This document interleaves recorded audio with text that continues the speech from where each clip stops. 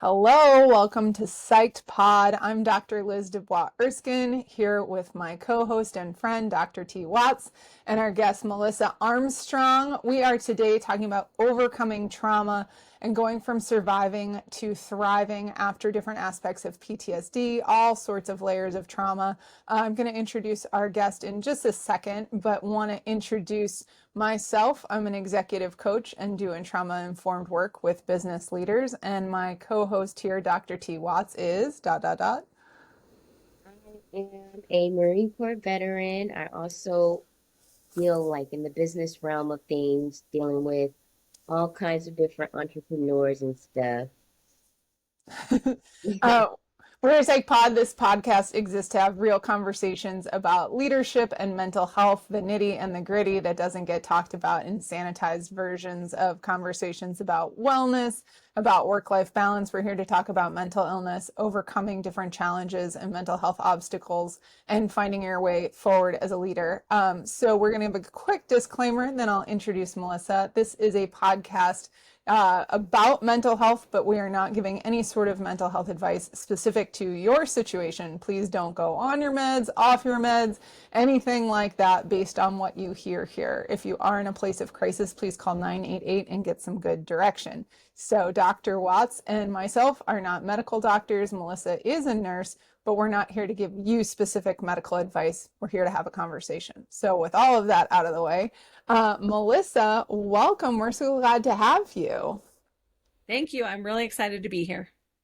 Melissa, from a young age, experienced a tremendous amount of trauma and abuse, more than any one person should endure, including surviving a school shooting at age 15 and then witnessing her brother's death at age 18. She went through many physical and emotional ailments as a result of these types of trauma and the stress on her system. Ultimately, she decided to dedicate her life to helping people, became a nurse, but after years of being failed by traditional medical systems, both personally and seeing it professionally, Melissa shifted her career. She's a holistic trauma and anxiety coach now. She's the owner of Holistic Health, where she helps women break the cycle of survival mode and overcome anxiety and stubborn physical ailments that happen as a result of trauma without pills or protocols. Welcome, Melissa. Thank you. Such an honor to be here. We're so glad to have you. I'm wondering if you would be willing to share a bit of your story. What led you to doing what you do and where you are in life? Yeah, I'll try to make it concise because obviously it's not a super quick story. Yeah, just kind of like my bio says, lots of abuse. My parents were addicted to drugs and it was very dysfunctional. We had periods of homelessness. There was a lot of, physical abuse, emotional abuse, all the things inside of our house when we had one, I guess. My parents divorced when I was about 6, and my dad left and never came back. And then, from there, my mom, as a result of her own trauma and things that had happened to her and during her relationship with my father and everything, she was very probably not prepared to be a fully present and supportive parent. And so that abuse really continued in our home after my dad left. And then when I was 15, I survived a school shooting. That's a story, probably a whole podcast episode in itself. And then when I was 18, my brother was tragically killed right in front of me. Mm. So I, obviously had like a ton of trauma like leading up to that point. I was really not in a good spot at all, like even right before my brother died. And then when he died, that just kind of like was the, straw that broke the camel's back, so to speak. And I went downhill fast. I already had all of the emotional symptoms. I had severe PTSD, flashbacks, panic, anxiety, depression, you name it, before he died. And then afterwards, I started to get a lot of physical symptoms. So I started getting, IBS symptoms, skin rashes, my horrible migraines, on top of all the emotional stuff that I was still struggling with. Somehow managed to see through the fog and decided to go into nursing as a way to try to make something positive come out of what felt like unbearable tragedy. Mhm. And like 3 weeks after my brother died, I declared my major. I was already in college. I was just kind of, doing GE, and declared my major, went into nursing, received my bachelor's in science of nursing, um, and um, and was licensed, started working in a pediatric intensive care unit in 2010. And over the course of the next several years, really started to notice a big gap in um, what I thought nursing was going to be versus what it actually was. And I always like, my little caveat is, I totally believe like we need ICUs, ORs, ERs. Like, I'm not anti traditional medical system, and I'm like super pro penicillin when you need it, but Mhm. I don't love the approach where we just like treat every pill with an ill. I Mm. don't believe that that's the key to health. I don't believe that our bodies really need that. I think that they need really foundational stuff like good nutrition and movement and stress management. um, so that gap got bigger and bigger over the years. And then in 2020, I left that system and started my own business to do what I'm doing now. And that has evolved over the last few years. But here I sit helping women with trauma and anxiety. That's amazing. Thank you for arriving at a place where you help other people as opposed to a place where you just fall apart and that's your story. Because I think for a lot of trauma survivors, let me preface this differently. Um, in recovery rooms, I come from a 12-step background. I'm still in a 12-step program, and I see a lot of people leading up to their kind of rock bottom that point to trauma and say, "Well, I'm the way that I am because dot dot dot," right? And they fill in the blank with all the different awful stuff that they've gone through, and the place that they arrive at is a not just like justification, but a belief that the best that they can hope for in this life is for things to be an absolute truckload of nonsense, right? Just complete shit show because they've gone through all sorts of different things that have led them to experience life through a lens of PTSD and through, a belief system that says, I don't deserve anything better than this. And I think it can be very difficult to decide that that's not going to be your story. Yeah. Yeah. I think that I often think about that, to be totally honest with you, like why didn't I wind up like that? Mhm. It's nature versus nurture. I believe in God. I believe God had a lot to do with it and helped me navigate um, where because I lived there for a really long time. I believed that. And trauma has this insane ability to make you feel not only like you're the only person going through this and the only person that's ever gone through anything like this, but it also changes your identity and who you believe that you are. And I Mhm. believe it really like in at your core makes you feel like that's what you deserve. Like you don't deserve Mhm. any better. You're not worthy. 100%. 100%. T, what are your thoughts? Um, I think you touched on a lot of points, especially the identity point. So, in terms of trauma affecting your identity, I kind of want to dive in a little bit more on that. Yeah. Yeah, so I think that trauma, like I said, it has this like uncanny ability to shift how you see yourself. And, Mhm. I often use like I don't know if you guys are familiar with Brooke Castillo's The Model. Your circumstances are neutral, right? They just are. They can be debated in a court of law. That drives your thoughts in your mind, which drives the physical feelings inside of your body, which drives your actions, inactions, or reactions, which drives your results. So it's like a loop, Mhm. right? But I believe even before that, that the circumstance, we see all of our circumstances through the lens of our identity. And our Mhm. Absolutely. identity is the traits that we or like the descriptions of like who we are at our core.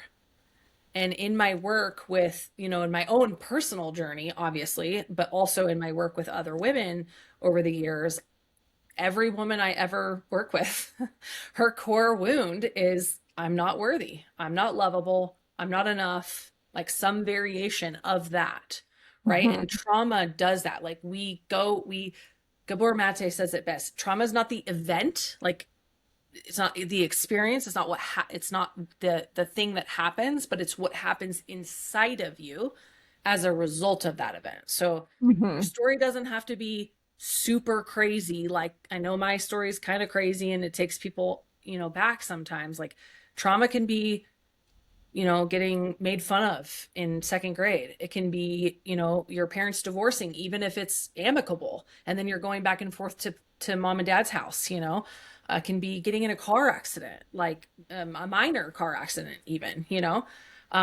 it's what happens inside of us. And when those events happen, it changes our physiology and it Mm-hmm. changes our identity. It makes us believe that we are alone and that we are not worthy. It transplants that, or like imprints that. That's what I'm looking for. Imprints that belief inside of us. And I think that belief is what you know stirs up all of the everything else. When we see our circumstance through the lens of that belief, that's going to frame everything else in our life, because how you do one thing is how you do everything. So if you Amen. believe you are not worthy, you are going to believe that in every area. Absolutely.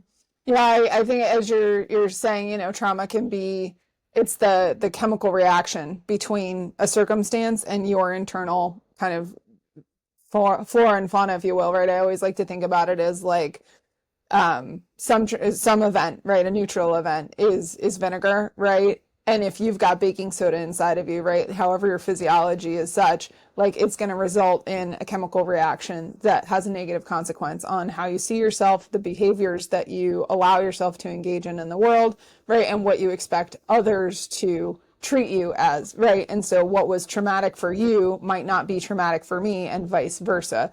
I'm curious, as a medical practitioner, how do you conceptualize that? Because it can sound very squishy, especially amongst three women, right? Most of us, I think, T, you work with men too. We both work with men, right? But you're primarily female focused in your practice, Yeah, right? I I think work it with can, men sometimes, but yeah, primarily women.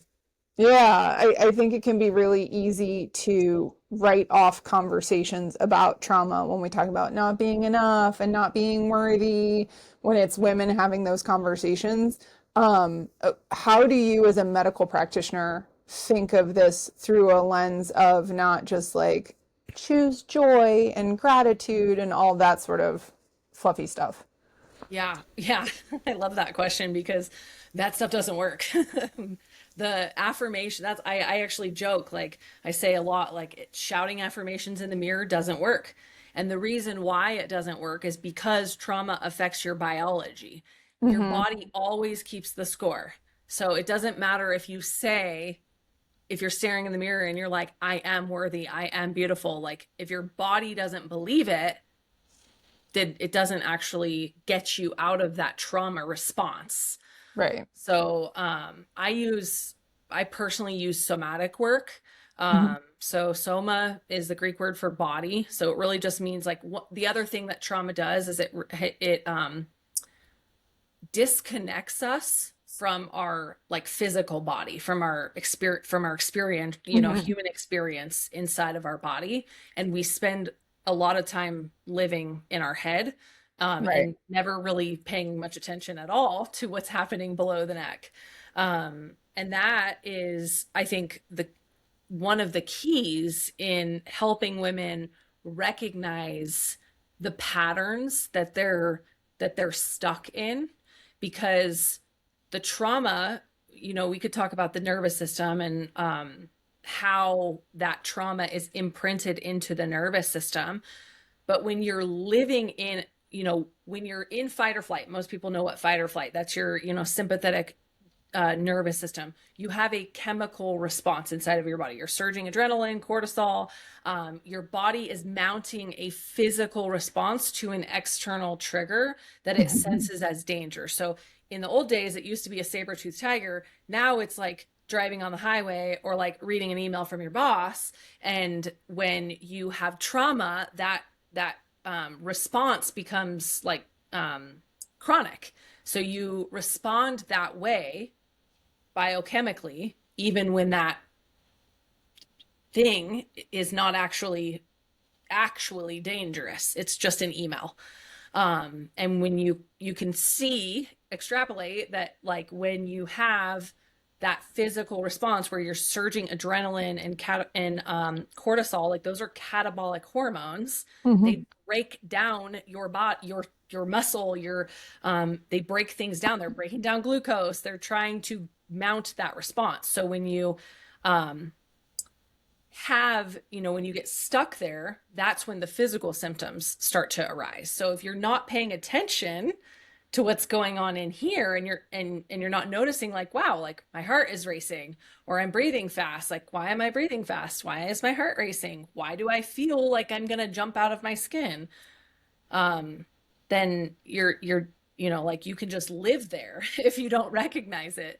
So I use somatic work, as a bridge. Like I always say, the bridge between the mind and the body is the breath. So getting people to slow down and like breathe. And what is somatic work? Real quick.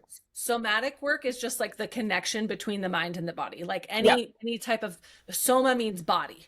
So like connecting to your body and recognizing what am I feeling inside of my body. And it's wild. Like a lot of people don't know how to do that because they've spent decades sometimes just living in their head. Does that answer the question? You started to talk about the breath, but there's a lot of people listening that won't necessarily know what that means.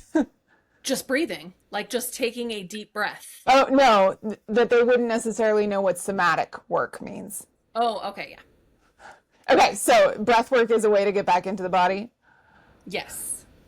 Yep. Breath work, amongst other things. There's like meditation, there's tapping, there's different types of, like walking can be a somatic exercise. Like just while you are walking, noticing how does it feel? How does the concrete or the grass or wherever I'm dirt, how does that feel underneath my feet? What sensations do I have in my body right now? I know those to be grounding exercises. Yeah, grounding is like when you're connected to the earth, like with bare feet. Definitely like that's super helpful also, and can also be a somatic exercise. But I just mean just like walking with tennis shoes on, like or yoga. Like people say like, oh, is yoga a somatic exercise? 100%. Like when you're paying attention to your breath and your body, that's somatic. Somatic just means mind, body.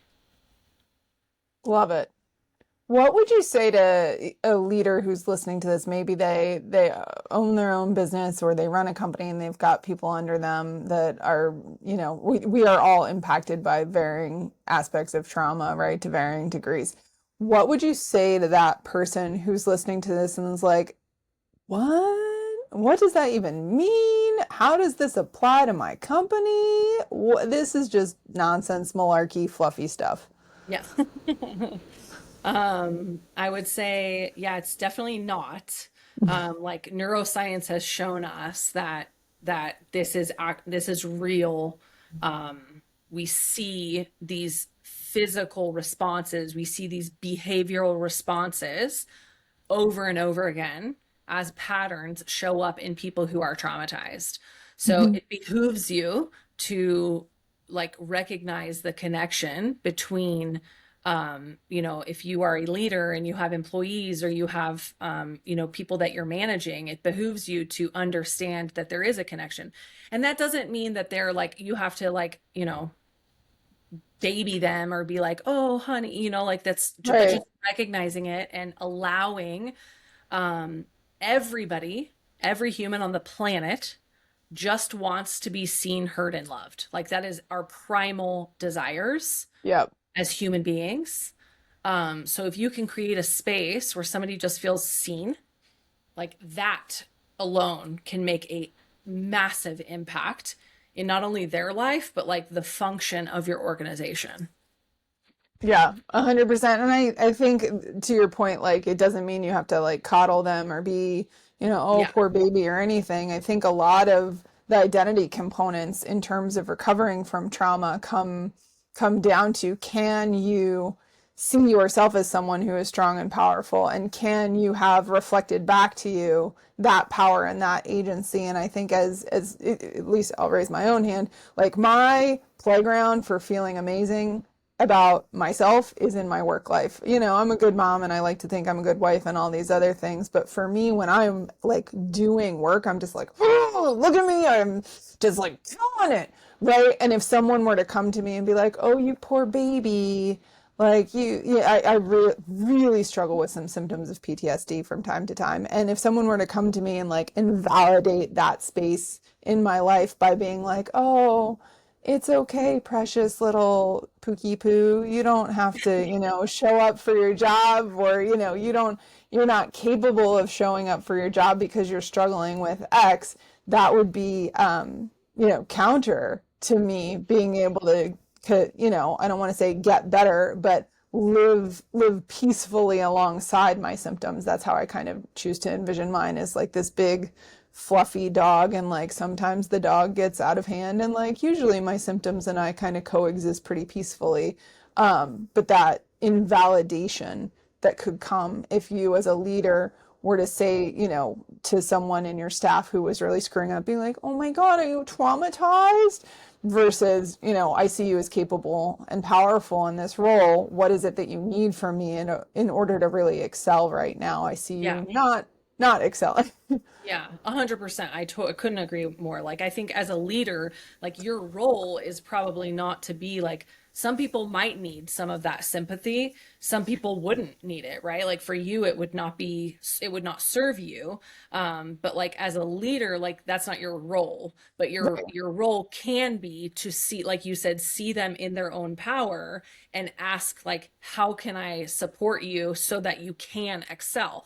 Maybe that's making it a little bit more possible for them to go and see a counselor, or go and get off 20 minutes early so they can make it to the appointment, or whatever it is. Or maybe that is really just asking them like, how are you, and truly listening to the answer, rather Right. than, and without trying to fix it, or like it's not your job to fix it, but just like letting them feel seen. That gives people a felt sense of safety. Amen. Amen. T, what's landing for you? And I'm curious if you're willing to talk about this from the perspective as a Marine, like hearing all of this. Well, a lot of what Melissa is saying is just kind of spot on in terms of validating how I feel internally in certain things. Um, and I definitely agree with her saying, with everything she said about the workplace, and it behooves them to do those things, because especially when there's science backing it, because a lot of times I do think people, they might not think it's that serious, because I always say mental health, you can't physically see it. So people treat you different. Like, it's one, mental ailments aren't treated the same as someone who you can see they're missing two of their legs. Mhm.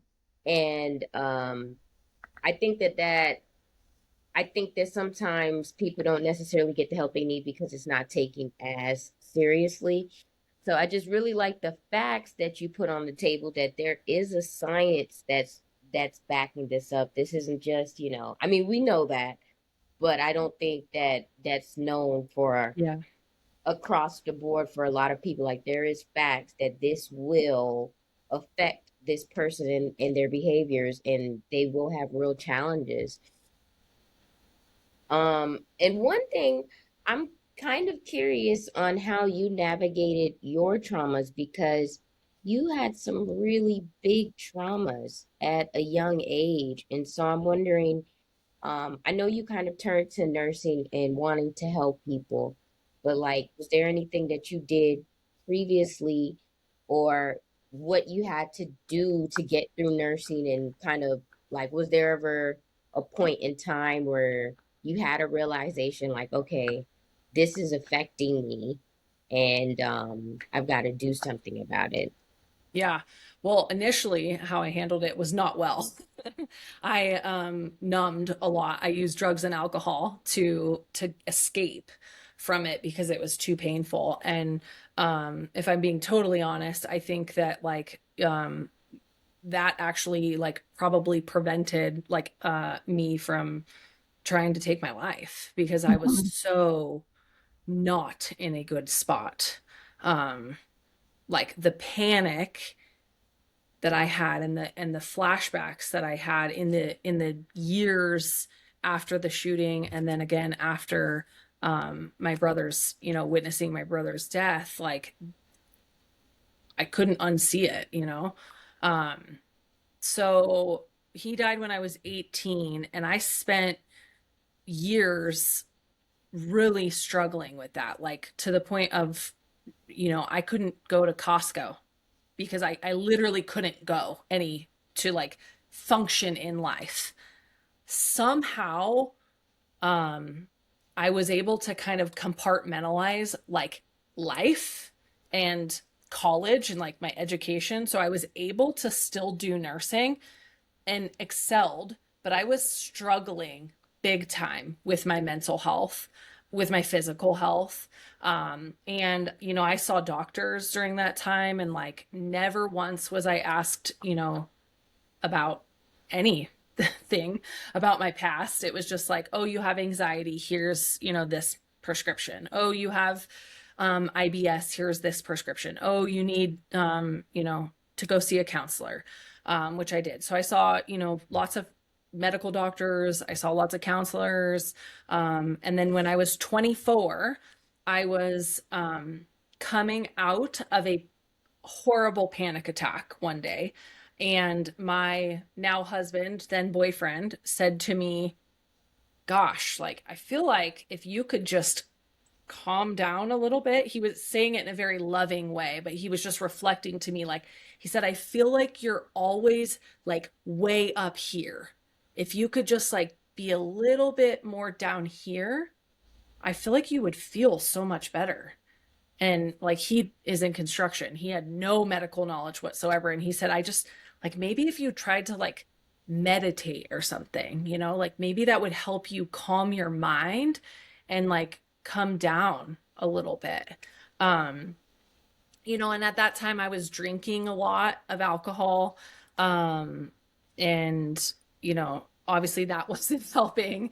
But I tried meditation, and for some reason it worked really well for me. And that was kind of the first um that was honestly the first time that I ever felt calm in my body. I didn't know what I'd never experienced that, even, you know, especially as a young child. Um and that opened the door for me. 2020, or when I was 24, was the same year that I became a nurse. And so I really started to understand like how the body worked together as a whole. And my experience with meditation opened the doorway for me to start trying to understand the connection. Like that was when I recognized like, oh wow, like I'm not feeling calm in my body because of what's going on up here. Like, is that a thing? Like, what is going, you know? And then it was shortly after that that I discovered, like, just the term neuroplasticity. Mhm. And like, that was fascinating for me. Like, my brain exploded when I was like, oh my gosh, like, I can actually rewire these patterns. And then I was just like drinking from a fire hose, like, trying to understand, like, trauma, the brain, how my thoughts were creating my reality, and my beliefs about what had happened, I obviously can't change that, but it was my beliefs about it that I could change. I lived in a state of like just being very angry and bitter. And like you said, Dr. Liz, about just kind of living in this like, woe is me, like Hmm. this happened to me. Obviously, there's nothing I can do about it because it happened to me. And I feel like that was really an empowering couple of years. And I spent the next several years just really trying to learn as much as I possibly could about the brain, about trauma, about neuroplasticity, somatic work, meditation. And that's why I teach somatic work, is because I feel like that was the key for me. Once I started meditating, and then it expanded from there. Mm. Hmm. I have like 18 notes. Thank you. I am okay. So this thing of what happened to me, it happened to me versus the circumstances are neutral. I would love for you to just kind of like crack apart for the person who's listening to this and is like, yeah, it happened to me. What is wrong with you? Yes, this happened to me. X. Here's what I hear from clients. This happened to me. X. X, Y, or Z happened to me. And it made me feel, and it made me do, right? I had to do this. She made me X because she did Y, right? I would love for you to just pull apart all of that sort of stuff. I have like more nuance to add to it, but I'm gonna shut up because you're the expert here. Let's hear it. Yeah, I love that question so much. I want to say, first of all, to anybody that does feel like that, it makes so much sense that you feel that way, right? Because like this, the trauma has created this biological response inside of your body, and the where you feel like your power is gone. And Mm-hmm. that's why you say, she made me feel that way, or that made me feel this way. But I want like a hard truth, with which I say with so much compassion and love, because I've literally been there, is nobody and nothing can make you feel anything. Mm-hmm. You get to choose how you feel. And that's a hard truth, and it's a hard skill to master. And it's not something I'm perfect at all.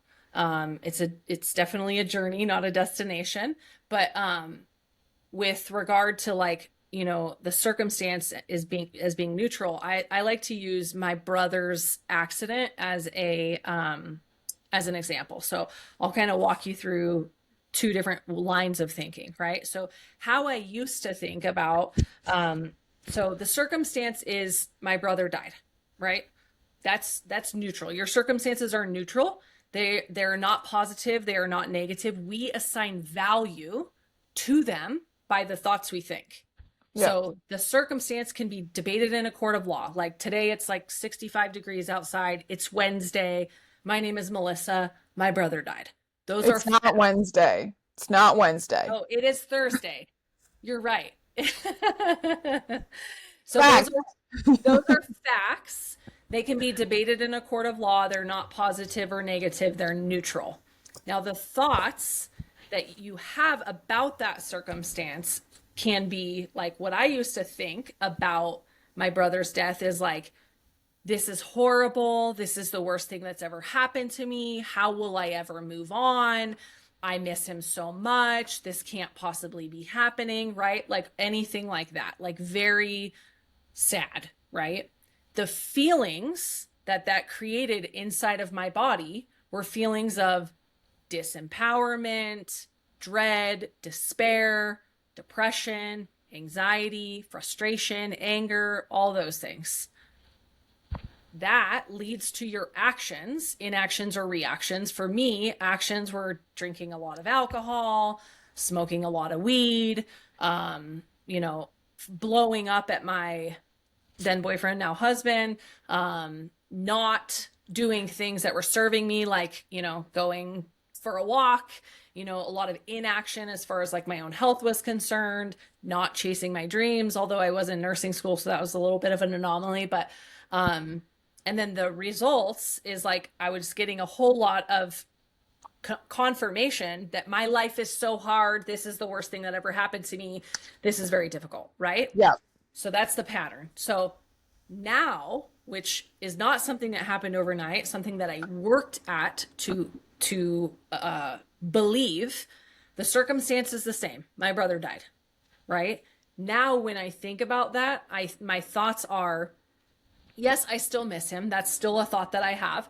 But more so, I think I know that that situation had to happen to teach me the lessons that I needed to learn in my life to be exactly where I am right now, which I feel like is I'm literally living out my calling on earth. Like, this is what I'm here for, is to help women with trauma. I don't think I could have got here without that experience, you know? Do I miss him? Yes. Do I wish that my brother didn't die? Of course. But I believe that it was necessary in my journey. And I believe that it was for a purpose, and that this is my purpose. The feelings that those thoughts generate inside of my body are ones of power and excitement,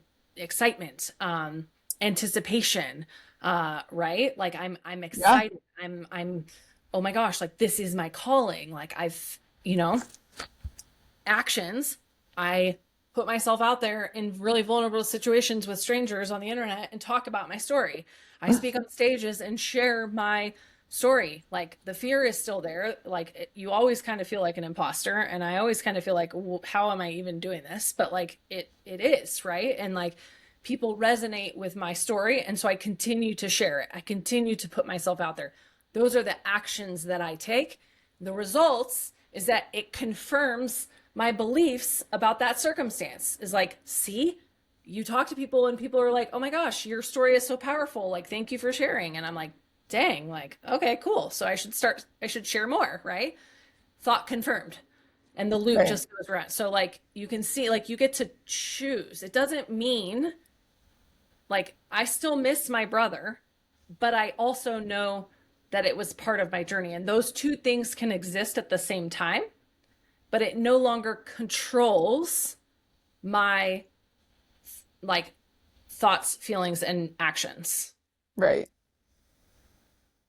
Does that make Yeah, 100%. 100%. Yeah, like I said, I hear often from clients, X happened to me and it made me, and I had to because, and that thought loop can get so like a wagon wheel that just goes on the same path, right? Talking about neuroplasticity. If we have the same thought over and over and over again, it becomes part of who we are, not just part of what we think about.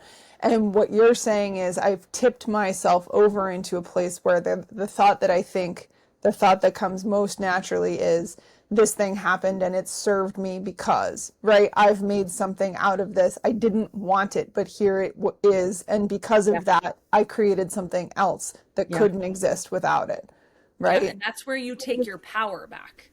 Like, most people think that your power exists at either changing the circumstances, which most of the time we can't do, right? Like, you can't change your past. You can't change your trauma, the things that happened, the people that, abused you, or, the accidents that happen or whatever. You can't change any of that.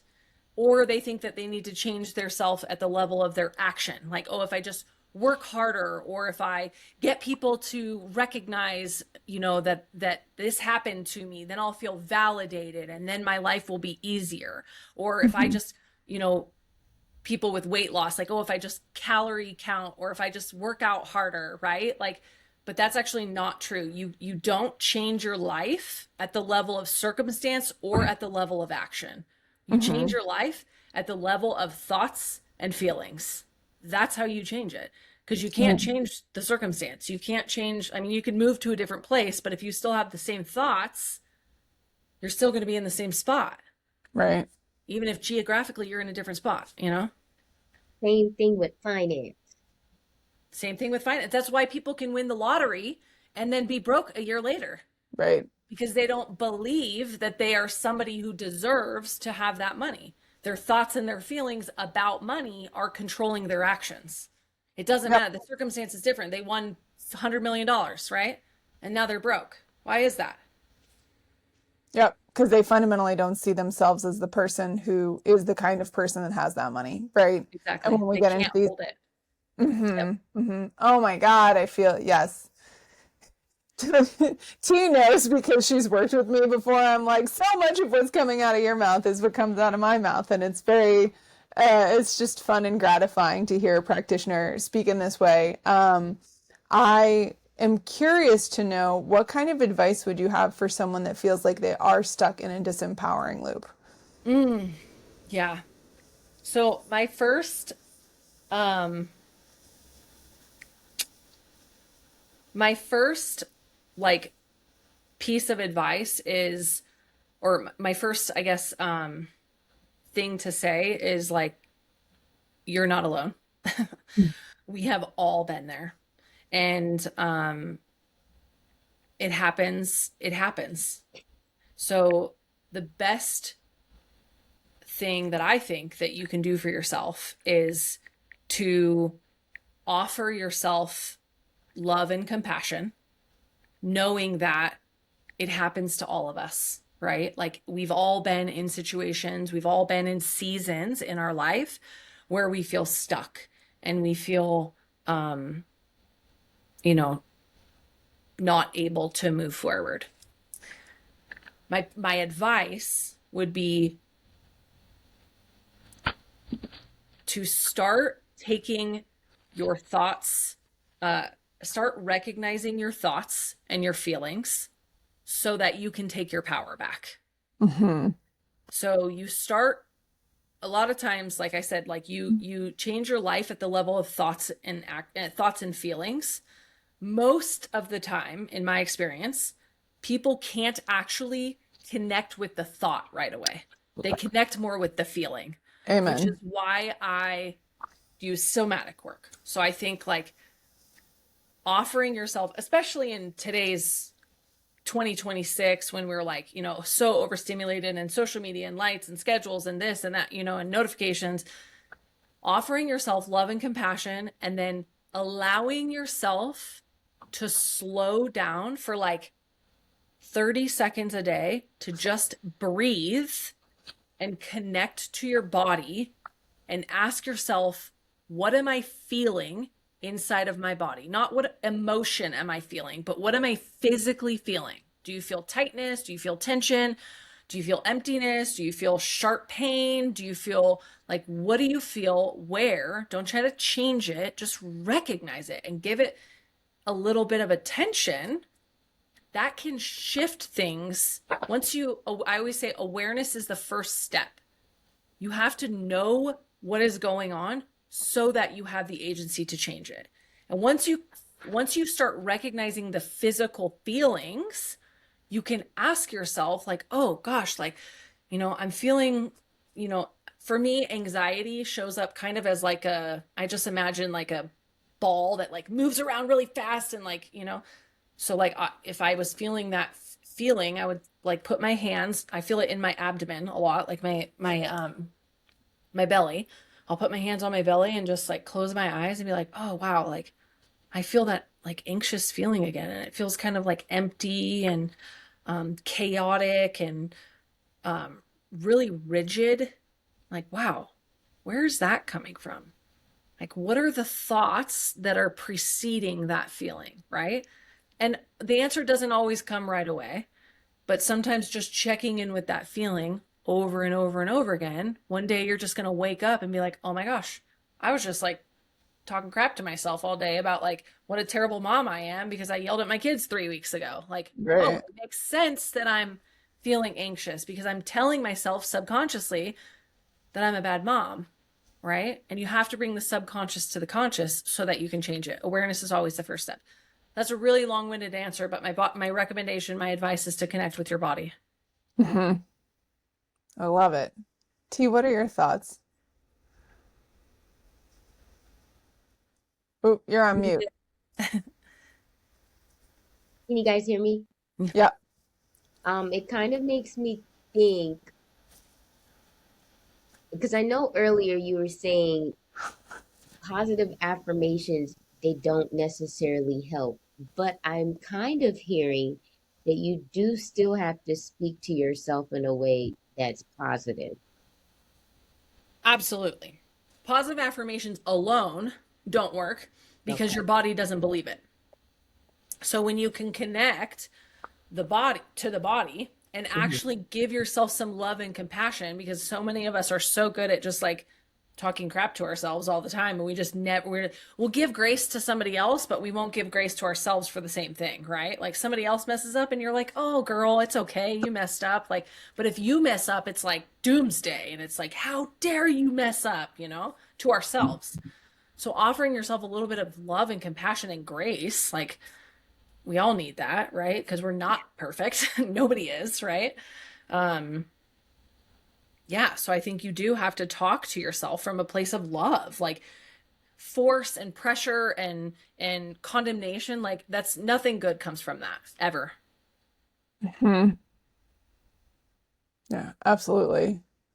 So I'm wondering, I want to start to draw us to a close. I'm wondering what's your big advice for leaders who are afraid to start to unpack their own trauma or to acknowledge that they're struggling with trauma because they're afraid that it will make them weak or draw their attention away from their work, that they're really kind of scared to acknowledge that this is something going on, not just to other people, but even to themselves. Yeah. Ooh, I love that question. Well, first of all, like I want to say that so much compassion to you for like the fear. Like the fear is super normal. Um, and I think it's an experience that a lot of us have, right? You you have to you get to choose your hard, right? So like when you have trauma, unresolved trauma, like whether you want to admit it to yourself or not, like it is affecting your life.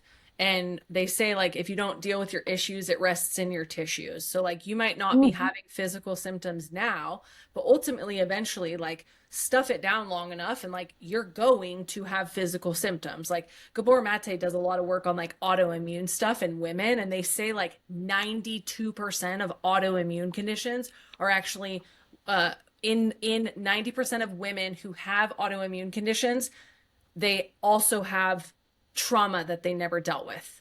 So that's like I mean, it's not a causation, but it's a correlation, right? Like Mhm. not dealing with your trauma, suppressing your trauma actually manifests into physical symptoms. So like you get to choose your hard. It's hard to live with high stress, high, like physical pain. Most often, the women that I work with have like some sort of physical pain. So, like joint pain, migraines, fibromyalgia, things like that, and anxiety. So, it's really hard to live in that space with all of that physical pain, with the indigestion, with the physical symptoms, being on multiple prescription medications. That's hard. It's also hard to deal with your pain and face it head on and um, recognize it so that you can change it. One of those things, though, offers you an unbelievable amount of freedom on the other Mhm. side. And spoiler alert, it's the latter. Also, I will say, for those who have children who have, if you have trauma and you have not dealt with it and you have children, whether you want to admit it or not, it is showing up in your physical body, it is showing up in Yeah. your behaviors, in your actions, and you are um teaching that trauma to your kids, even if you're not saying it, and kids don't listen to what we say anyway, they watch what we do. Yeah. So if you are living in that state of chronic dysregulation and chronic fight or flight or suppressed trauma, your kids absolutely know it. Even if they don't know it, they know it.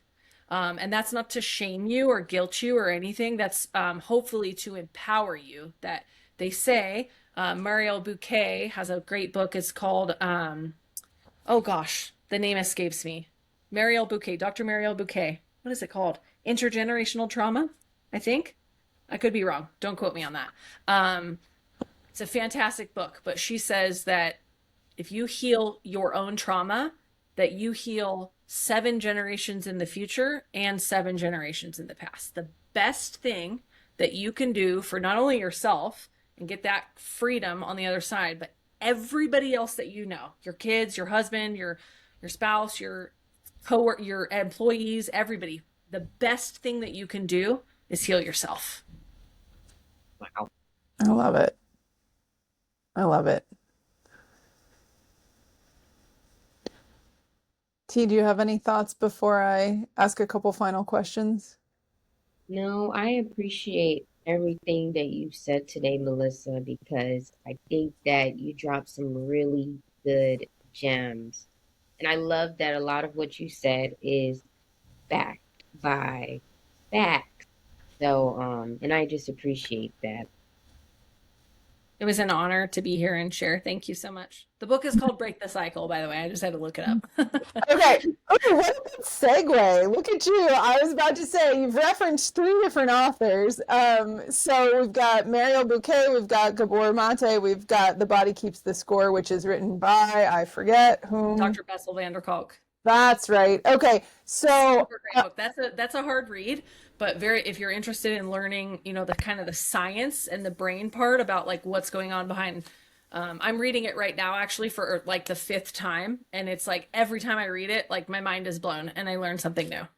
what a nerd. Okay, so those 3 authors, Mariel Bouquet's book is called what? Break the Cycle. Okay, great. And Gabor Mate has several, I Many, believe. many books. Yeah, he's a pioneer in some of the trauma research. I can't remember his last book, the name of it off the top of my head. Okay, we can drop that in the show notes. And then we've got The Body Keeps the Score, who you are reading for the 5th time. Yeah. So if someone is struggling with their own trauma and they're like, Normal, sorry. Myth of Normal. That's one of his latest books. That one's really good. But okay, he's also got Scattered Minds, so many books. Gabor Mate. okay, so if somebody's listening to this and they're like, cool, I don't want to be a doctor or a professor, but I am struggling with my own stuff. What's their entry-level book? Entry-level book. For understanding their own stuff and how to heal from it. I actually, you mean of those 3, or can it be any book? Any book, and I hope you write your own. Gosh, there's so many good books. I would say one of the most powerful books that I ever read, but this isn't going to be really about trauma, it's more about mindset, is Carol Dweck's, it's called Mindset, Dr. Carol Dweck. And that was actually probably one of the most, that and The Body Keeps the Score. But as somebody who's, The Body Keeps the Score is a hard read. It can be a hard read. Yeah. If you don't have some knowledge of human physiology and And anatomy. it's a dense read too. It's It is less a dense. user manual. Yeah. It's very good. And I feel like the cool thing about that book is you can kind of, you can just open it up and just start reading. Like you can just read a chapter anywhere in the book. It's not like you have to read it, in order even, because it is more of kind of like an owner's or a manual, it's more like a clinical reference for practitioners, I think. Okay. Yeah. Awesome. Thank you for those good recommendations. Okay. With all of that said, are there any final thoughts you'd like to share before we sign off? Sure. Yeah. I would like to say, healing is always possible. I don't care what your story is or what the doctors say or what the diagnosis is or what your past has looked like or even what your reality is right now. None of it matters. Healing is always possible. I love it. Where can people find you? My website is probably the best, holistichealthbymelissa.com. I'm also on all social media platforms with the same name, Holistic Health by Melissa. And I have a podcast, Holistic Health with Melissa. Yeah.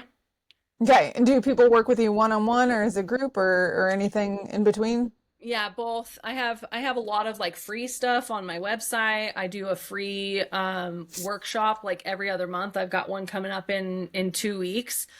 Just it's called Mind Body Workshop. You can sign up for free, totally free. I will invite you to come into my group program, but you absolutely don't have to do that. You can just come and learn about your nervous system, practice some somatic work, learn a little bit about your brain and why you might be repeating some patterns that you're in. Um, yeah, lots of free stuff. I have group program, I have one-on-one program. Yeah. Always. Okay, well, go check Melissa out. Thank you so much for being here. T, thank you for powering through with the flu. You're a warrior. All right. If you want to learn more about the show, we're just at psychedpod.com. I spelled it wrong in the title there at the bottom. Good job, me. For those of you that have dyslexia, you're in the right place for celebrating our similarities. So at psychpod.com, you can also email us at psychedpod@gmail.com. And the information to get in touch with either myself or Dr. Watts is at the bottom of our webpage. So with that, we're out.